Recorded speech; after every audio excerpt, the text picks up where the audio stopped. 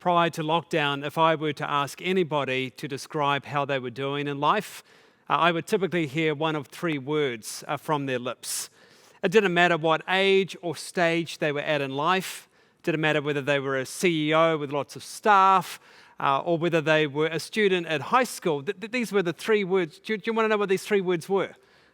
Tired, busy, and exhausted. What I found really interesting is when I asked people to describe life during lockdown, there were a different group of words I would typically hear. Words like, actually things are going really well.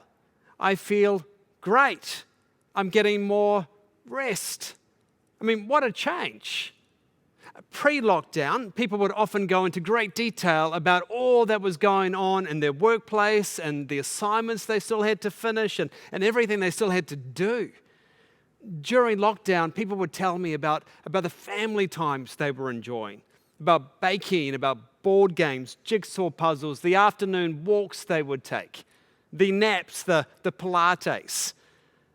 It's, even as I ask people now what they want to take from their lockdown lives into their post-lockdown lives as they think about this reset for their lives, that this constant theme that keeps coming through is I just want to have some time, some regular time set aside to do things that I enjoy, things that give me rest. I want to keep those times that I enjoy with my family and time for a walk and for baking and to maybe do a craft or a hobby. It's funny though, isn't it? Just a few weeks post-lockdown and many of us now think of such desires as really as a mere pipe dream. It just doesn't seem possible.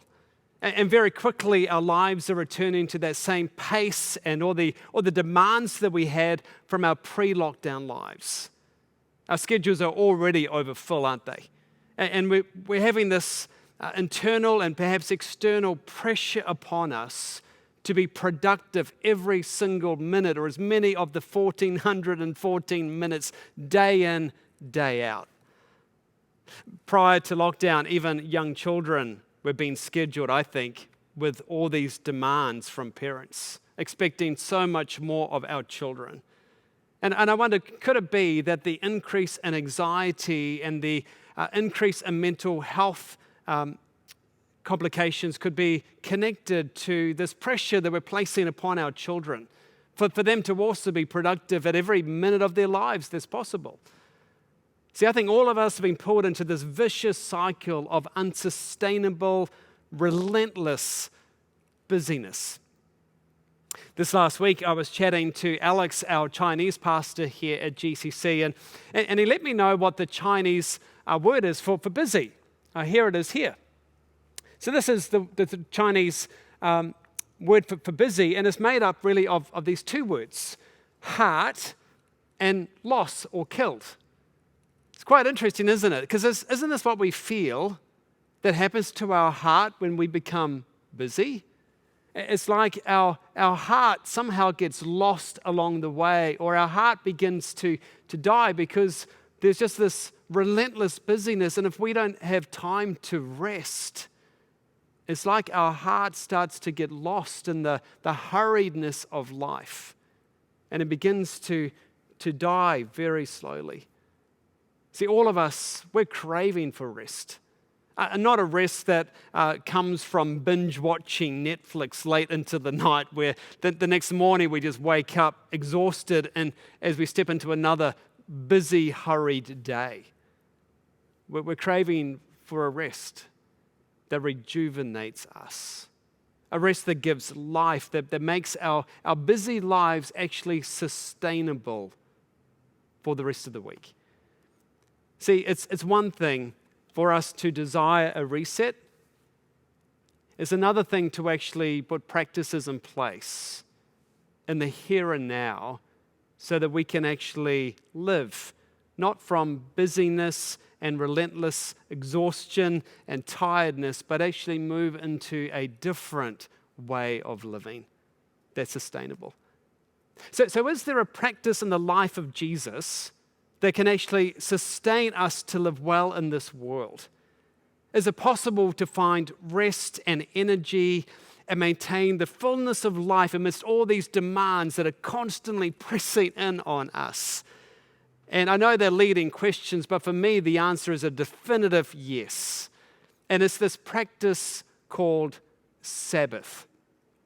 You know, the original idea for Sabbath goes back 4,000 years ago when God gave Moses the 10 Commandments on Mount Sinai. And the 10 Commandments serve like a baseline for basic morality. And of all the things God says, and you think about all the things God could have included in that list of 10, God says, have a day off, observe a Sabbath. I want you to set aside one day a week that's distinct, that's holy from the rest of the week. And it's not just like an afterthought, like, oh, by the way, I want you to take a day off. But this commandment has the same weight as don't commit adultery, don't murder, don't lie, observe the Sabbath. And do you remember that this isn't just tacked on at the end? It's number 4. It transitions us, scholars talk about this, from the first 3 that talk about our relationship with God and the last 6 that talk about our relationship with other people around us. And it's like number 4, which is about having a Sabbath, is like this hinge to help us be in the place where we can respond well to God and where we can respond well to others. So God tells us to take a Sabbath, to have a 24-hour period of rest. And you know, this was weird for the original audience just as it is weird to us today. Nobody in the world, at least that we know of, had a 7-day week, including a Sabbath break. So this concept was wholly different to all cultures around the people of God. This is what we read about the 10 Commandments from Exodus chapter 20. Remember to observe the Sabbath day by keeping it holy. You have 6 days each week for your ordinary work, but the 7th day is a Sabbath day of rest dedicated to the Lord your God. On that day, no one in your household may do any work.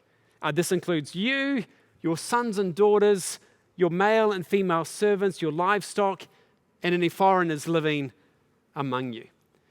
Now, did you notice here that the Sabbath wasn't just for them as individuals?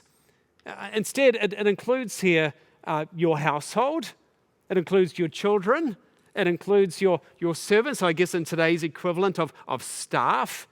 It includes foreigners living among you. It even includes your livestock. I guess the equivalent today would be your machinery.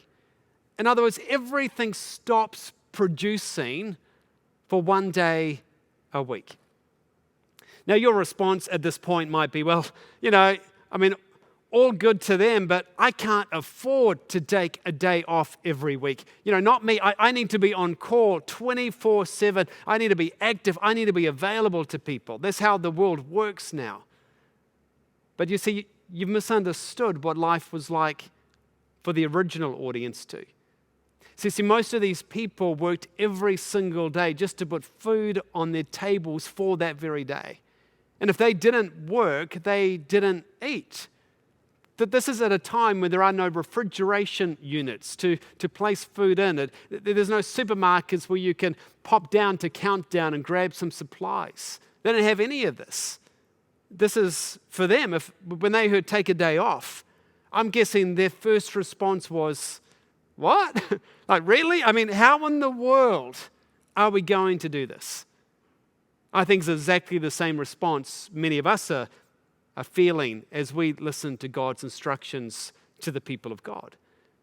See, what most of us do when we hear this command is we might draw from some negative image of Sabbath from our past. Perhaps it's a list of don'ts or maybe a few different do's, but really just a bunch of rules. And perhaps you have stories from the past where Sabbath was a stern thing, this unnecessary thing, something that got in the way of you actually enjoying life, rather than a picture of something that rejuvenates and something that's enriching and something that's this enjoyable day. See, what's in your mind about the past, that's not actually what God has to say about Sabbath. In fact, Jesus said this: the Sabbath, he says, was made for people, not people for the Sabbath. In other words, Jesus says that the Sabbath is actually a good thing for us. It's designed to lift the burdens from us. And you know what? Jesus actually kept a Sabbath himself. He knew this to be true. And sure, he broke some of the religious rules that had been placed on people that were now a burden to them. But Jesus himself enjoyed a Sabbath that was life-giving, a day of celebration and joy. And this is what sustained his busy life of ministry. You see, the Hebrew Scriptures give us these 10 commandments, including number 4 about Sabbath. And we read about them in a couple of places in Scripture. One of them is in Exodus, just like we've read. The other is in Deuteronomy. What I find really interesting is that each of these books talks about, same words about keeping the Sabbath, but they give 2 different reasons for keeping the Sabbath. And both of them are timeless reasons. And I want to give us these reasons because if we can understand these, perhaps we start to understand why we need Sabbath now and why this is going to be so good for a reset in our lives. So let's look at the first one in Exodus chapter 20. So we read, remember to observe the Sabbath day by keeping it holy. We've already spoken about these words. And then it goes, for, here's the reason. In 6 days, the Lord made the heavens, the earth, the sea, and everything in them. But on the 7th day, he rested. That is why the Lord blessed the Sabbath day and set it apart as holy. You see, God rested. What Moses is doing here in Exodus chapter 20 is he's going right back to Eden and saying, hey, remember, in that the first week in the creation account, God works 6 days. There's a lot of hard work over 6 days, and then he says, enough. It's time to rest. It's time to enjoy the work of these previous 6 days. Now, it's not that God is like distraught and burnt out and tired. I think the picture's more like, when you've been perhaps doing some landscaping around your house or you built a deck and you finally finished it. And so you go inside and you have a shower and you grab a drink from the fridge, and then you go out onto your newly made deck and with a nice landscape garden, and you sit there and you look at what your hands have made, and you're satisfied and you enjoy it and you rest after a week of what you have produced. That this is the image in Genesis chapter 1. And as God rests, as God takes the Sabbath for himself, God effectively builds this rhythm into the fabric of all of creation. But over the years, we've lost that dynamic interplay between work and rest. And instead of copying our Creator's rhythm, it's almost like we've decided, well, we can do even better than God. We don't need to rest. We can work and produce like 7 days a week to our detriment. Came across this quote from H.H. Farmer. He says here, if you go against the grain of the universe, you get splinters. You see, I think that's why many of us actually have splinters in our souls. I mean, couldn't this be one of the reasons why many of us face burnout or anxiety or just brain freeze at times? Could this be why we lose connection with our own souls? Why we can lose connection with our Creator? You see, I think this is what happens when we ignore the rhythms of creation. So Exodus 20 here says, well, why should we keep the Sabbath? Well, we keep the Sabbath because as we remember Sabbath, we remember ourselves as the image of God. So you see, God made us in his image. And when people look at us, they're meant to see something of the likeness of God in us. But you see, when we're in this like go, go, go, go, go mode without any break, without taking Sabbath, it's almost like we dismember ourselves from the image of God. And in fact, rather than reflecting the image of God, we actually more reflect the image of a machine. Machines go, go, go, go, go without stopping for a rest. Machines are defined by what they produce, but we're not machines. We're made in the image of God. We have a soul. But when we treat our lives like some kind of machinery, ultimately we will break down and we will wear out just like a machine. You see what Exodus 20 tells us? Is the reason we keep Sabbath is because it remembers us. It brings us back together again as the image of God.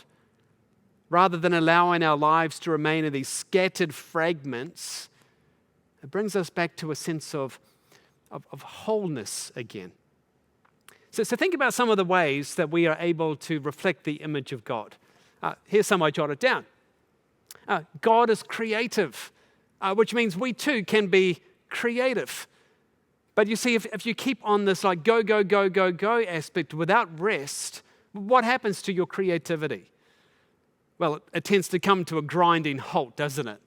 Or you begin to copy rather than create.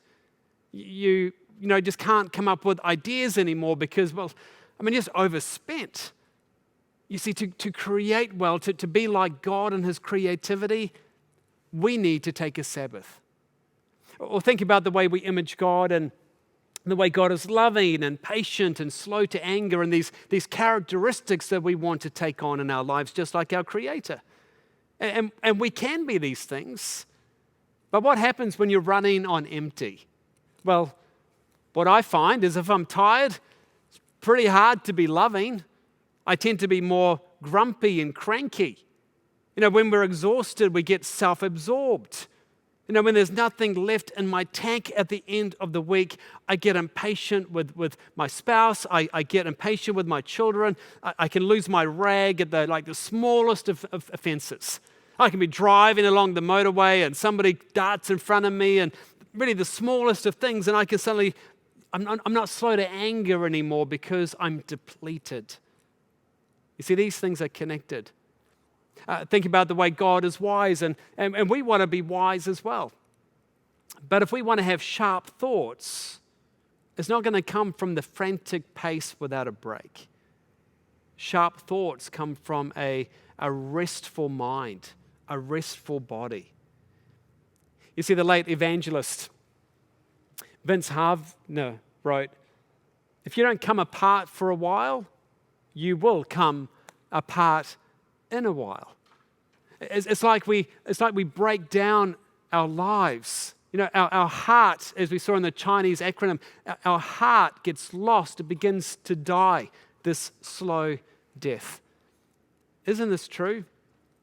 God knows, doesn't He, that there is a direct relationship between imitating His practice of the Sabbath and imitating His image in our life. And if we want to be creative and wise and godly, well, we need to imitate too this practice of Sabbath. I think it's even more necessary for us now to do this practice than ever before. That there is so much happening upon us, so much pressure for us to move away from this identity we have as the people of God. And yet this is core to not only us surviving, but thriving in the world. Isn't it interesting that Israel still survives in our world? Have you ever thought about this? Whatever you think of the modern day state of Israel, you have to agree that it is a miracle for it to still be alive today. They survived for almost 2 millennia without land, government, or representation. And it didn't get assimilated into a host nation of any kind.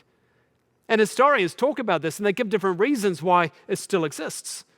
But at the top of most of the lists that I've read, it's this idea of practicing a Sabbath that was distinct and helped them remain as the people of God. In fact, there's a saying, Israel kept Sabbath, and Sabbath kept Israel. You see, this practice set them apart as a community. It sustained them as a community of faith. You see, could it be that our lack of Sabbath is one of the reasons Christians are getting seduced into our world and our culture like everyone else around them? See, it's Sabbath, I believe, that keeps our identity front and center.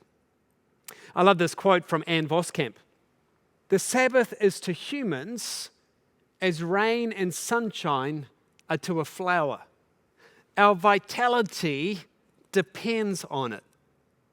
You see, Sabbath is this weekly reset that fuels me and resets my life, where I suddenly realize I'm not defined by what I do or some title I have or how many things I get done in life. It's not about who likes me or who hates me for me to dwell on, but my identity is actually not even about my kids' performance or the certificates they might win at school. Rather, my identity is tied in the image of God, that I am deeply loved by the creator of the world. I am his child. I am his son. And when I understand that and when I rest in the Sabbath, I'm able to better reflect the image of God. You see, if we're going to be more like our creator, well, we need to rest in Sabbath like our creator did. Now, right now, some of you are thinking, but my life is like way too busy to take a Sabbath. Do you notice here how God says he blessed the Sabbath day and he set it apart as holy? When you go back to Genesis chapter 1, there's three things that God blessed. We read that he blessed the animals. We read that he blessed human beings. And the third thing he blessed was this day, the Sabbath day. Now, when he blessed animals, he says to them, I want you to go and multiply. He blesses human beings in the same way to multiply and fill the earth. You see, it's almost like this blessing has the idea of something life-giving, something that produces more life. So when we come to blessing the Sabbath, it really has the same idea. It's this idea of something life-giving. That the Sabbath would have this ability to procreate, as it were, to fill up our life and our week with more life and more life and more life. See, isn't that what we crave? You see, I love my job. I love what I do. But by the end of each week, I'm not at my best. Emotionally, I'm depleted. I'm not as sharp. Decisions become harder. My Sabbath, though, begins to produce life. I'm able to begin producing more than I would ever produce if I hadn't stopped. See, I create more. I love more. I have more joy in my life. I make better decisions. So what's the first reason for keeping the Sabbath? Well, because as we remember Sabbath, we remember ourselves as the image of God. Now, as I mentioned, there are two places where the Ten Commandments are given to us in God's Word, the Bible. The first is here in Exodus, which was written to the people of God as they had just come out of Egypt. They're on the edge of the Red Sea. The other version is in the book of Deuteronomy, which is given to the next generation, the children of the people who left Egypt. And they're on the verge of the Jordan River, about to enter into the Promised Land. And while the actual commandments are the same, there are actually two different reasons given for why we need to keep the Sabbath. In Exodus, what we've just looked at, it goes back to the creation account, back to Genesis, where Moses gives the commandments to a new generation here in Deuteronomy. He gives a different reason here in Deuteronomy chapter 5. This is what we read. Observe the Sabbath day by keeping it holy. It's pretty similar words to what we saw in Exodus, but the reason now is different. He says, remember, here's reason 2. Remember that you were once slaves in Egypt, but the Lord your God brought you out with his strong hand and his powerful arm. That is why the Lord your God has commanded you to rest on the Sabbath day. You see what's happening? Exodus grounds the Sabbath in creation. Deuteronomy grounds it in liberation.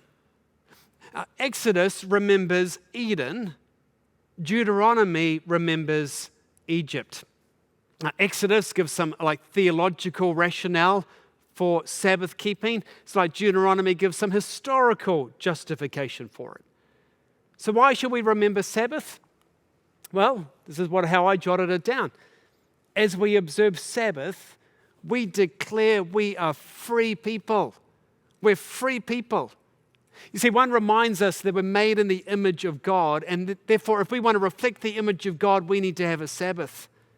The other reminds us we're not owned by anybody. We're not somebody's chattel that has to keep working all the time. We're not a slave to anybody. You see, the people of God had once been slaves for Pharaoh back in Egypt. At that point, their key job was to make more bricks to be used for more buildings, to supply more cities where Pharaoh could have more material wealth in the form of grain. And it was almost always this idea of more and more and more and more grain, more storage, more bricks, more people, more of everything. Pharaoh was this relentless taskmaster. You see, back in Egypt, the people had no choice about how they could use their time. Rest or work, they didn't have a choice between these things. There was no option.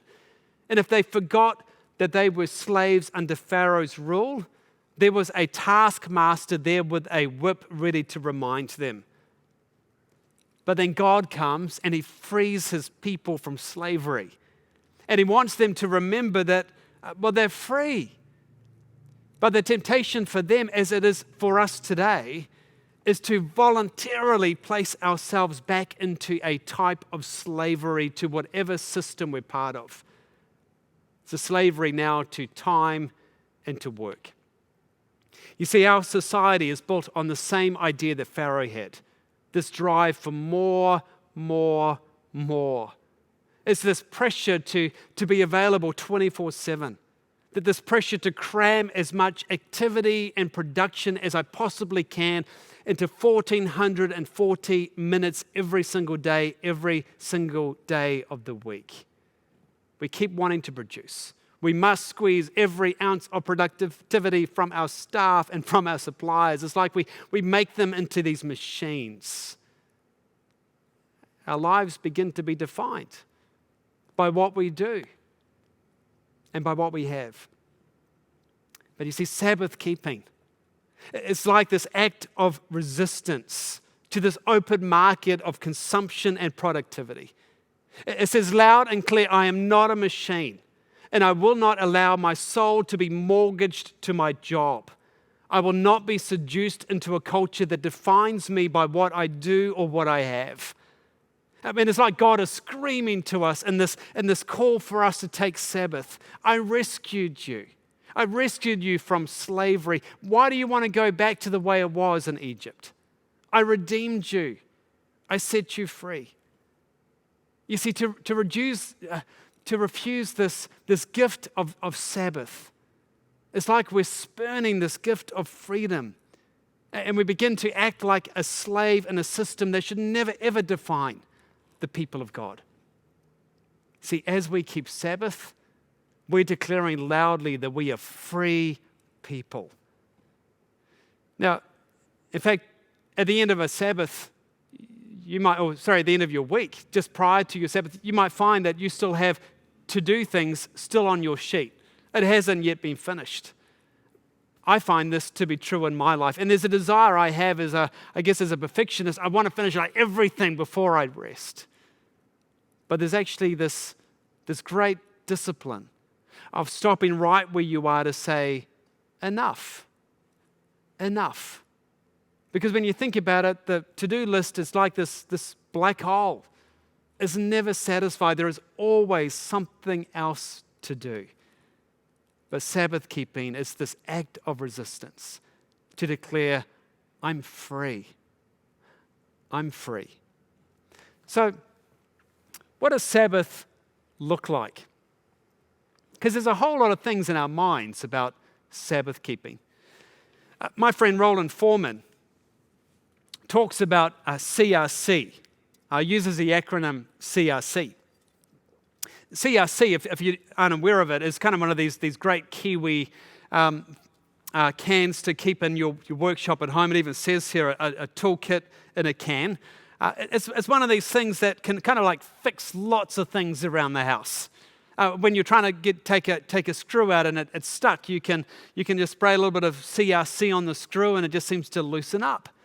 When the doors are creaking, you spray a bit of CRC and suddenly there's no creaking anymore. It's just a beautiful thing just to kind of help open lots of things that are just a bit locked to help them work once again and to work more efficiently. CRC. And it's almost like Sabbath. My friend takes this acronym CRC to talk about what Sabbath might look like in our own lives. So this is how he words it. The C for CRC stands for cease. You see, the Hebrew word Sabbath actually just simply means to stop, to desist, to cease from our activity. You see, when you view the day simply as not being required to work, you haven't quite got it. You need to move more to a requirement not to work. There is this enforced rest we need to take. You know, there has to be something in our Sabbath where there is inactivity. You see, I think most of us need to have some time every week that's unplanned and unstructured, where you can just do anything that you feel like doing. You see, if your Sabbath day is just busy and filled with all sorts of activities, well, that's not really going to cut it going forward. So what might you cease from? If this is new for you, I encourage you to even just set aside a day where you will be device-free for a day.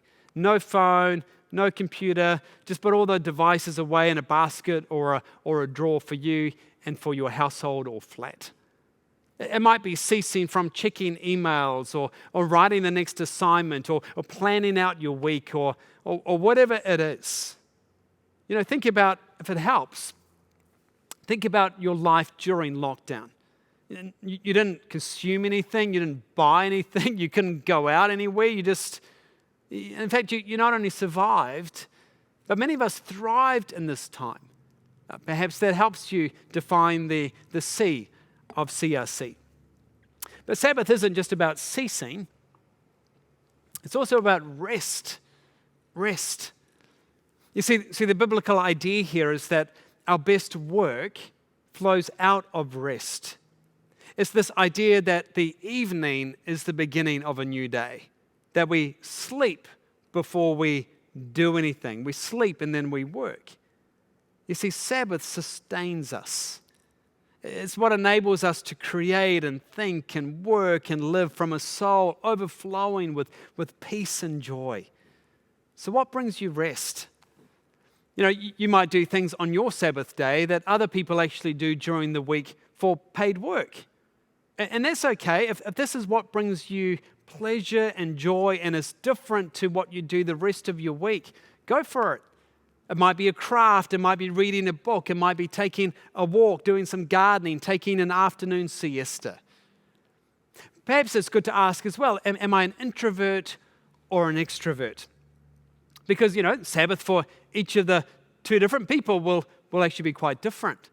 You know, an introvert typically finds more energy doing things by themselves, and it actually drains them to be surrounded and with close people all the time.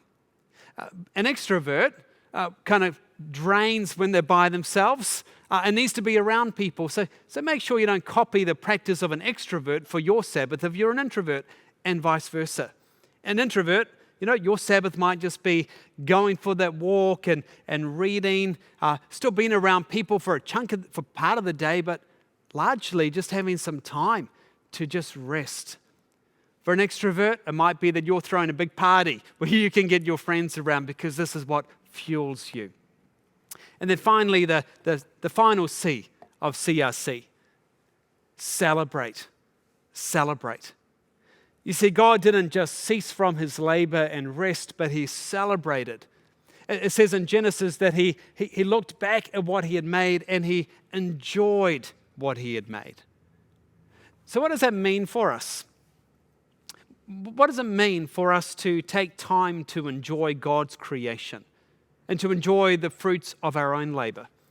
Well, why not take some time during your Sabbath to do some of the things you did during lockdown, the things that you enjoyed? Why not put together a lovely dinner or feast for your family once a week on your Sabbath? Why not include baking on your day? Why not include a family time with some board games or a jigsaw puzzle or a walk in the park or the Pilates or just things that intentionally feed your soul with beauty? Meet with people to worship, just like we're doing today as we meet together. See, this is more than just a day off. That this is a day to deliberately craft your day with activities that fuel your soul, to celebrate your freedom, and to remember who you are in the image of God. If it helps, somebody said to me, why don't you think of Sabbath like a Christmas day, but with all the hassle of Christmas Day? I really love that image. A Christmas day, but without all the hassle of Christmas Day. See, the way we all do Sabbath, it's going to be different. But the idea is to have a day holy, a day that is distinct from the other days every week. It's not about coming up with a list of rules.